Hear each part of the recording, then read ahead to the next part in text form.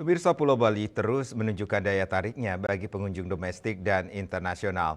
Bandara Internasional Igusti Ngurah Rai mencatat ada 13.546.968 penumpang dan 80.890 pergerakan pesawat, baik domestik maupun internasional, sepanjang periode Januari hingga Juli 2024.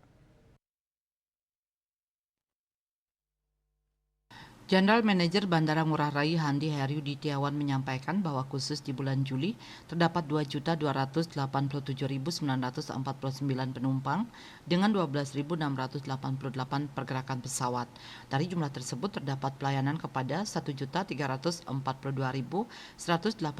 penumpang internasional dan 945.762 penumpang domestik dengan 6.381 pergerakan pesawat internasional dan 6.307 pergerakan pesawat domestik. Handi menambahkan bulan Juli menjadi bulan dengan pelayanan penumpang tertinggi di tahun 2024, 18% di atas rata-rata bulanan yang mencapai 1.935.281 penumpang. Peningkatan ini didorong oleh periode libur anak sekolah dari 24 Juni hingga 7 Juli 2024, di mana tercatat 1.039.713 penumpang, baik domestik maupun internasional. Dengan meningkatnya jumlah trafik penumpang dan pergerakan pesawat, pihaknya terus melakukan optimalisasi layanan di Bandara Ngurah Rai untuk menunjang operasional penerbangan yang lancar. Handi merinci beberapa pekerjaan optimalisasi yang tengah dilaksanakan termasuk peningkatan fasilitas di area passenger security checkpoint, terminal internasional dan domestik, pembangunan jembatan penyeberangan orang di kedatangan domestik, serta pelebaran jalan akses kendaraan di kawasan bandara. Pekerjaan ini telah mencapai 82% dan direncanakan rampung pada akhir September 2024. Selama bulan Juli, Bandara Ngurah Rai melayani 1.140.598 penumpang keberangkatan dengan rincian 663.556 penumpang internasional dan 477.042 penumpang domestik.